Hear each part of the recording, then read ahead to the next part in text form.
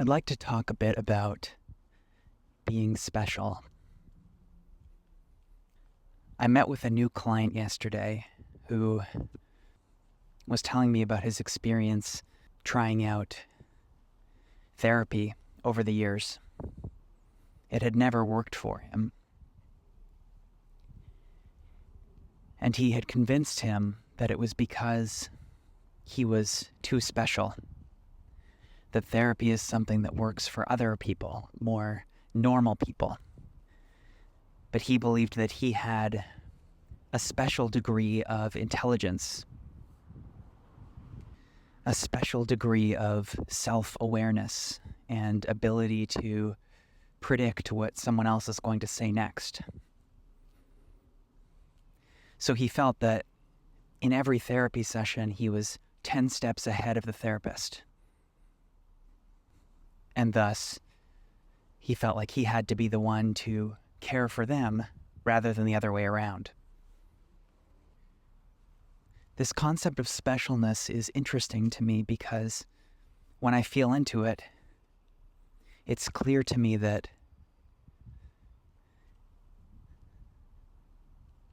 the truth is a somewhat confusing combination of opposites. On the one hand, I believe that we're not special, and that my client was quite mistaken in his view of himself. And on the other hand, I believe that each of us is indescribably special. So I'll talk a bit about each perspective. The first one, that my client is not special in the way that he thinks he is.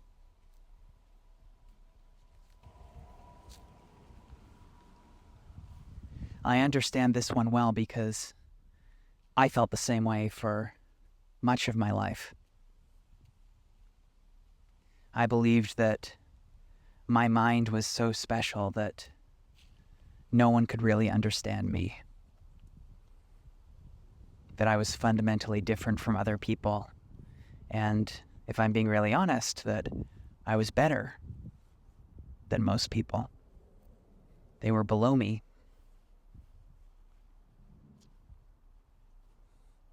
And this core belief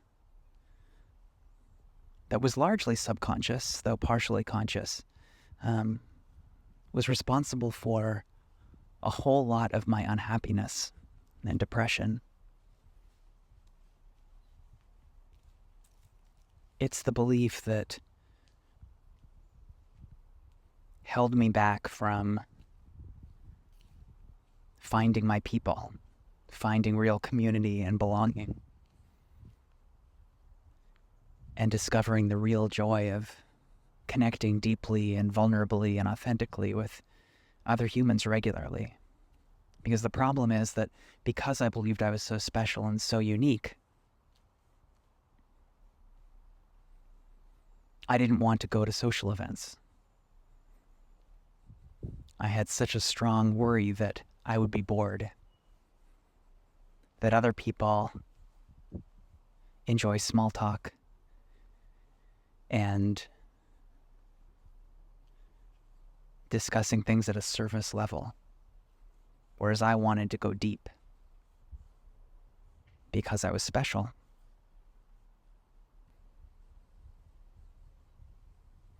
And it took me a long time to realize that a lot of that was just a question of learning better social skills. Learning that small talk is not useless, but actually a way of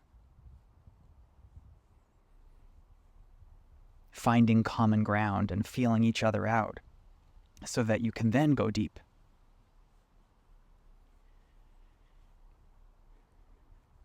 I was too busy being arrogant that I didn't realize that I was actually the one who had a lot to learn.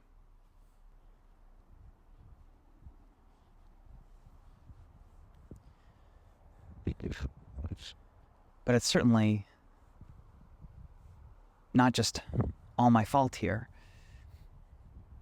It's not just that I had to learn new skills. Another aspect is personality type.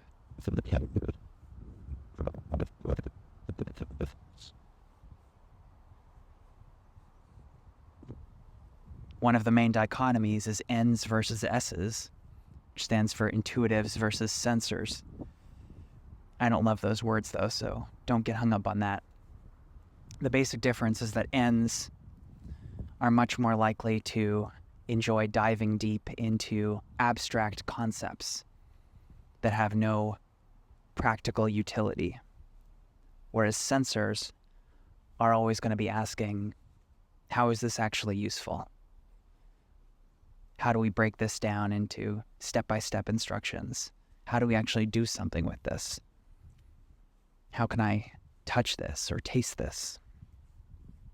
Whereas N's are just fine philosophizing all day. Not all N's, of course, but that's the general idea.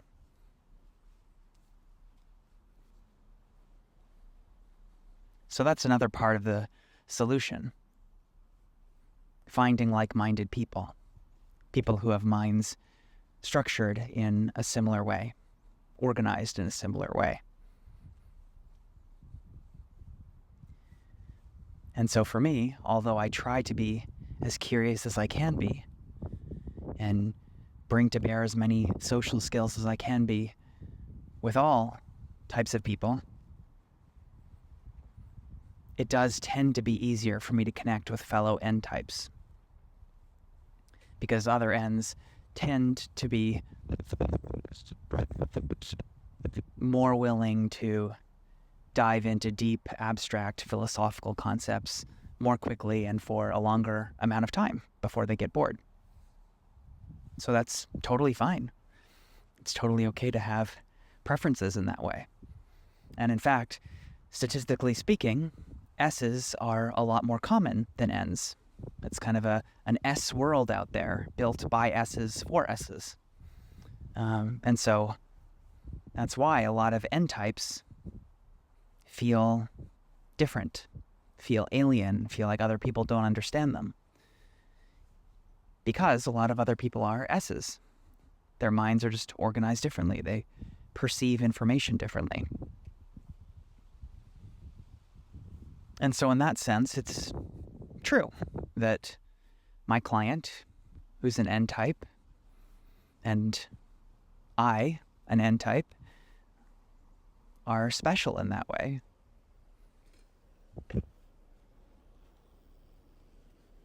Special in the sense of being a little different and in a raw quantitative sense, a little more rare. So I think that is, to that extent, in line with my client's thinking of being special in the sense of being uncommon and different.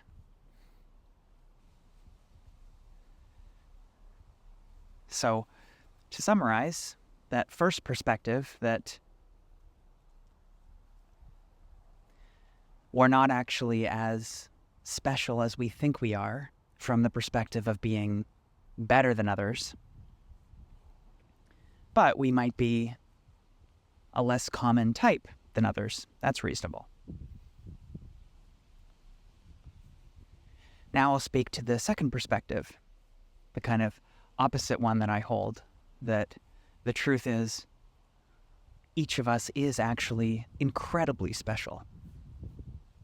And I know that this might sound like Mr. Rogers, but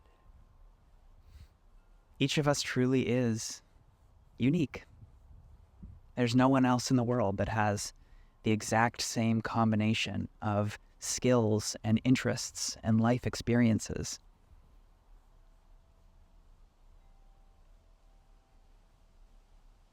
And that's wonderful.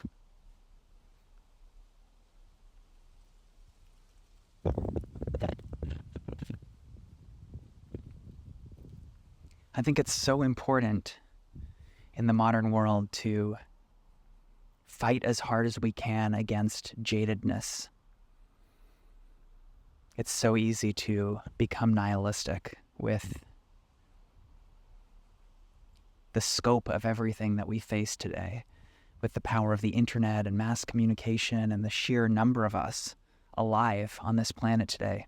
It's so easy to just feel like we are a drop in the bucket, nothing really matters. Who cares if I try to make a difference, try to write a book, try to create a project in some way? If I don't do it, someone else will, right? And it is true that our brains really aren't well designed to handle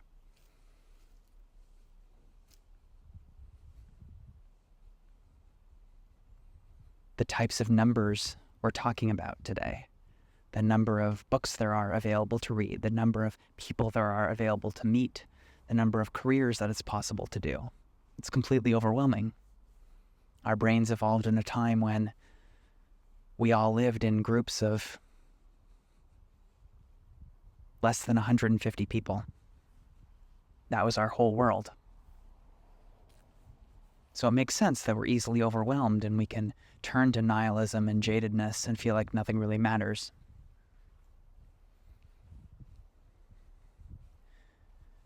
But in Buddhism, there is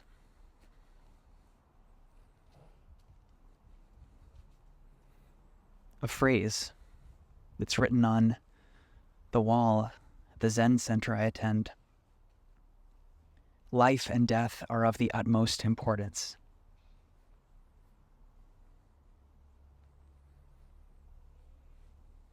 It's longer than that, but that's kind of the first part, the main part. And I think that's interesting because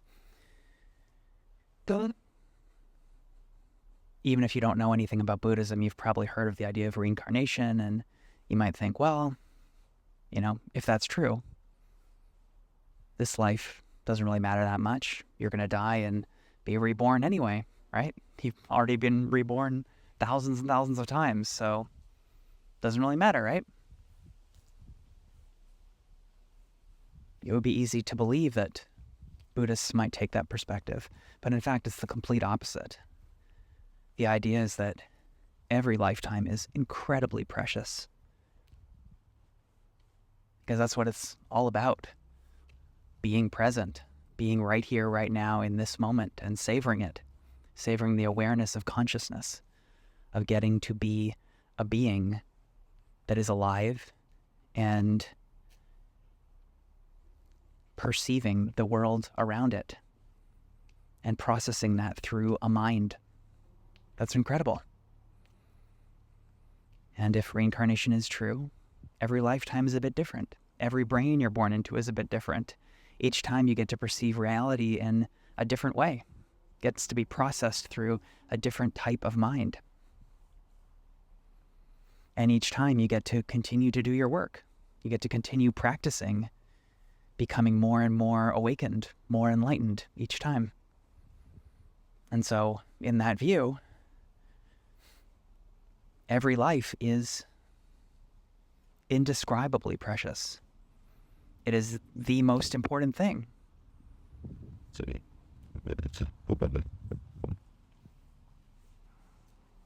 To get to be born into a human body and to get to go through a lifetime as a human and make the most out of it before you die.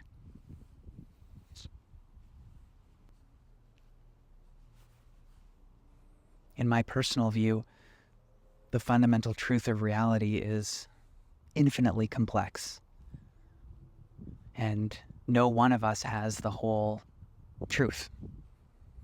No religion, no belief system, not even Buddhism, nothing has it all fully correct because it's beyond human comprehension. It's just incredibly vast. And yet, every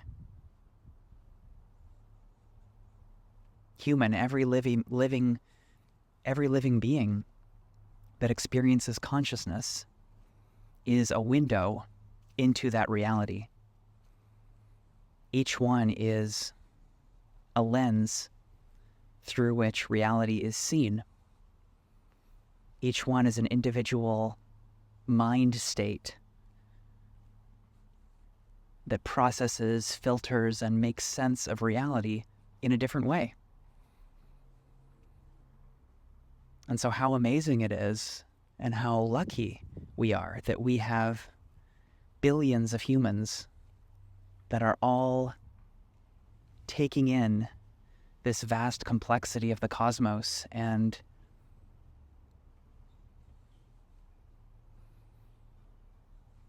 seeing it through their unique perspective.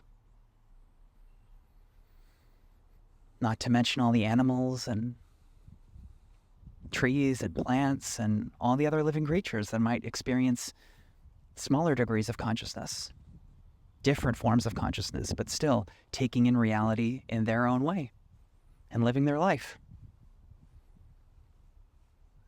And so to me, from that perspective, everything is so special. Everything that experiences consciousness, everything that experiences awareness is a whole universe on its own. Just billions and billions of overlapping universes, overlapping versions of reality. And together we form this vast, incredible piece of beautiful art that is reality. So that's what I believe, that everything is part of a vast, interconnected system or network or whole. So each node in that system or on that network is not special in the sense of being better than the other ones, but they're all important. They all matter. They're all wonderful. And that to me is one of the most important parts of life, to be able to see how special you are and to be able to zoom out and see that not only are you special, but you are also part of this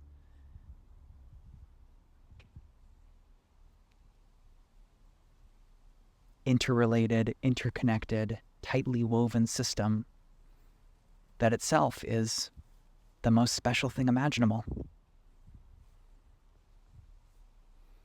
Thanks for listening.